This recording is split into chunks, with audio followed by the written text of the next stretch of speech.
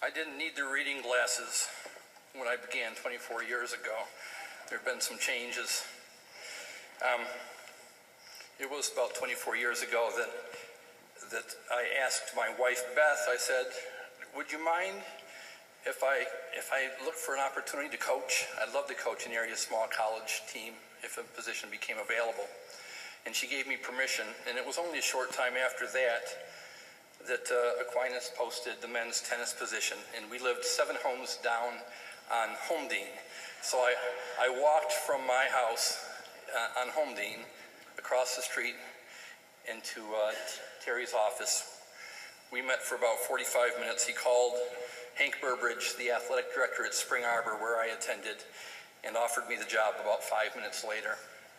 I thought I'd do it for a year or two, kind of scratch the coaching itch that I had. And as you say, you blink, and boy, a lot of time passes. I really do love Aquinas College. This is a happy time for me, and I feel extremely honored. I try not to be emotional. I'm not even sure, quite honestly, why I feel these emotions. But I have a very deep love of this institution that has developed over the years. I get asked a lot at tournaments with kids by parents. They'll say, what's your coaching philosophy? And the truth is, I don't have one. I don't even know if I believe in coaching philosophies, but I have a coaching theology, which is very different. What I believe is that God gives each of us talents, abilities, passions, just traits, and maybe the best word of all would be gifts. And we've all got them. They're different from one person to the next, but all of us have these gifts, these passions. And God gave me at least the passion to coach. And I think that one of the challenges we have in this journey of life is to try to figure out, first of all, what our talents are. What did God make us for? And there's books, there's classes that you can take to help you figure that out. But once you have figured it out, the next challenge is to look for an opportunity to use those talents to serve others and to bring honor to God. And I'm just really thankful that I was able to figure out early in life what God made me for, and then that this door was opened for me to step through. Because it's a wonderful thing, and maybe there are many in the room who can relate. It's such a wonderful thing when you know that you're living in the center of God's will. It's a really cool thing. We've all heard people say sports are a metaphor for life, probably so often that it's a cliche we want to dismiss. But I was recently called to Lansing. I actually have another job besides being a tennis coach. I work for state government. My boss was retiring, and they called me to Lansing to interview for his position. And it was funny because as we sat down together, they started asking me questions. The first question I wrote down, have you ever worked to bring a group of people together for a unified purpose? I thought, as a matter of fact, yes, I have. And I gave him some stories from Aquinas. The next question, have you ever set a goal for yourself or for others and had to develop a plan of action to reach it? I said, as a matter of fact, I have. And I talked a little bit more about my experience at Aquinas.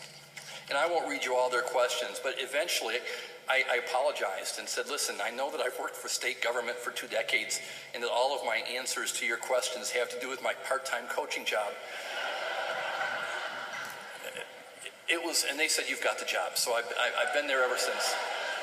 But what I took away from that, it was a reminder of something that I've always known, that sports really are a metaphor for life. And that's what drives me and has driven me for 2.5 decades. My desire is to show my boys through my actions and my words what it means to be a loving husband, by honoring my wife, by speaking in a respectful way towards her, whether she's around or not. My desire is to see my boys become better fathers. And I try to model that day in and day out. I'm extremely sensitive to what I do and say while in their presence. And my desire is for them to become contributing members in the workforce. So we emphasize being on time. We emphasize giving it your all. We emphasize working together and never giving up. And all of that stuff translates, as far as I'm concerned, into the greater goal. And I love the banner on the wall over there for tennis. And I have nothing against plaques and trophies, and especially kicking Grand Valley's butt. I love doing that. All those things are good, but I know that in the end, and what brings me back season after season, is the realization that these guys are learning things that they're going to take with them far beyond the wins that we get on the court. That has helped during those periods over these 24 years when I've questioned, should I really be doing this? When I've had times of discouragement, it really helps to know that a bigger difference is being made in the lives of these young men that I get to be with. I know my time is up, so I need to conclude here, and I will. I wanted to say that outside of this community, a lot of folks probably would think of me as the part-time coach of a minor sport at a smaller school, competing in an athletic division that is probably the least known of them all. And in doing so, diminish what I believe is really going on here with our tennis team and with all the other teams as well. I believe that this is service. And I believe that for those of us who are coaches and who feel called to be coaches, there's really no nobler purpose.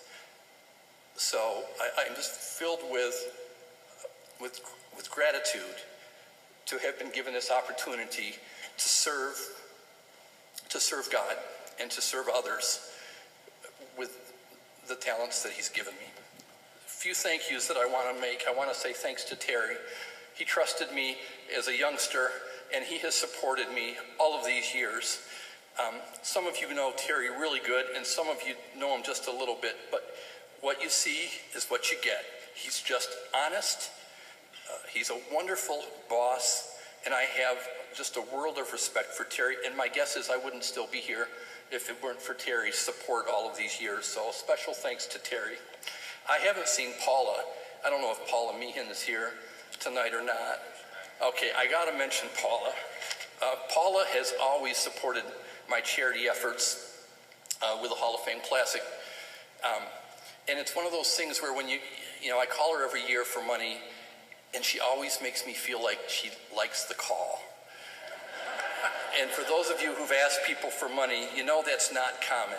Even when people give, it's usually kind of okay. But Paula has always, thank you for letting us support this cause. And Paula, you may not even know, but there are families in our community with kids with cancer who were directly helped by your supporting us. So thank you very much for that. And you love on my family. You've been such a blessing to my family. So thank you, Paula. A couple of others. I got to mention our admissions staff. I don't know if any of the admissions folks are here, but I have been to a number of colleges with my own kids visiting, and nobody does it better than Aquinas when it comes to admissions. Nobody does. They are the lifeblood of the school, and I have a world of respect, and I am indebted to them for the success of my program because of their help. Malcolm Hall is here. If it weren't for him, the Hall of Fame Classic tournament wouldn't have lasted the second 10 years. Thank you, Malcolm. I have a couple of assistant coaches, at least the most recent one. Steve Rose is with me tonight. Steve Green is here. He coached during the middle years. They have at least one thing in common. Neither of them ever made $1 from their coaching experience. They just gave out of love for the school, love for the program. Thank you. The players and families, that's who this is all about. But my last thank you. Some coaches are really lucky and they have a wife who tolerates their passion and says, okay, go ahead and coach. And you're lucky if you have a wife who lets you coach. Some coaches are luckier still and they have a wife who supports them. Honey, I want you to do this. I think that this is good for you too. And if you've got a wife like that, you're a lucky guy. But some coaches are luckier yet. And they have a wife who doesn't just tolerate and doesn't just support, but who actually comes along beside you. And my wife, Beth, hosts the boys for dinners, bakes cookies, drives the van when we need another driver, fills in for me on the court when I'm running late. She prays for the boys. She fills in as a stand-in mother when the real mother's too far from school. She lets me know when I'm wrong, and she occasionally lets me know when I'm right. So a special thanks to my wife, Beth. Finally, again, I want to mention the players and the families. I really appreciate it all. Thank you very much.